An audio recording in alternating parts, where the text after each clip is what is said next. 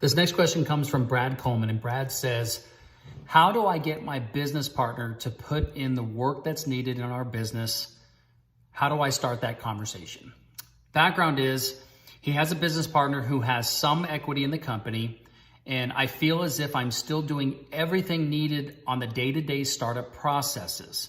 How can I start the conversation that I need some help getting things off the ground without demanding help or hurting the business relationship? Any advice on team building, even when they don't work for you, but they work with you?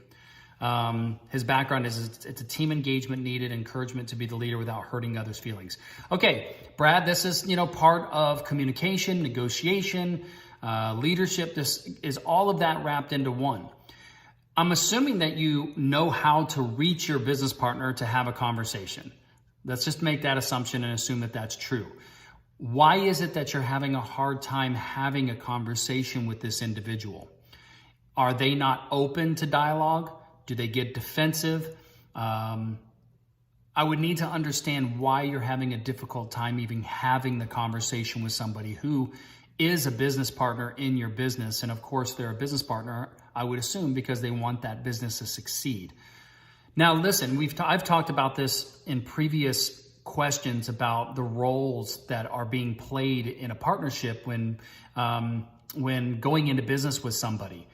Just because someone is a business partner doesn't mean that they're required to do any work in the company. When I own shares of a corporation or I own membership interest in an LLC, unless it says so in my operating agreement, I'm not required to do any work. I'm not an employee of that company. I was given shares or membership in that LLC for some specific thing that I put in, whether it was money or maybe I put it together a little bit of sweat equity. But when I'm a partner and I own shares, I don't have to do any work. Employees do work, not shareholders and members of an LLC, not board of director members. Employees do work in a company. And that's why it's really important when we go into business with somebody that we are very clear on what's expected of that person on an ongoing basis as it relates to duties and activities that need to be done by that person. And if they don't do those duties and activities, then they don't get to be a shareholder or a member in the LLC. I would urge you to revisit your original agreement with this person and examine whether or not there were clear-cut strategies and conversation and legal documentation and language in the operating agreement that specifies what role each of you were going to play and what you got out of it and what happens if you don't play that role.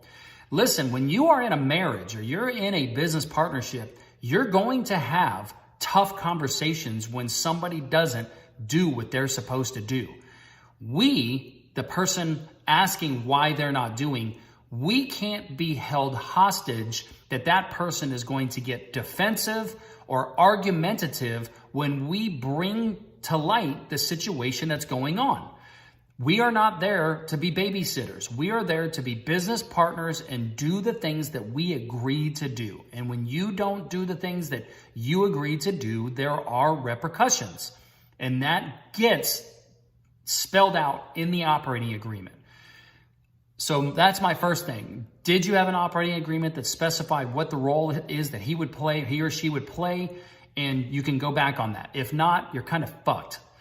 If you didn't, and you're fucked, now it's up to your negotiation skills in the relationship to be able to determine what role they want to play in the future, and then I would get it in writing. You are doing yourself, your business partner, and your company a major disservice by not having proper documentation spelled out in an operating agreement. And I know that I speak for all of the mentors who have answered this question time and time again when people ask about partnerships. We all say the same thing. Get an operating agreement that clearly outlines what you get for equity and what your role is with the company and what happens if you don't play that role. It's got to be in your operating agreement, okay? So tough conversation. Tough conversation. I understand that. I get it. I've been there, done it, had some bad ones in the past. But you got to be able to step up and have those confrontational conversations in order to be able to move forward. But remember this, we can't make somebody do what they don't want to do. At some point, if they're not going to do it, they're not going to do it. And then you have to choose to make your decision of what you're going to do next. Okay? I hope that helps, Brad. I'm sorry that you're in that situation, but please keep us posted of what happens with your business partner. Okay? Thanks, man.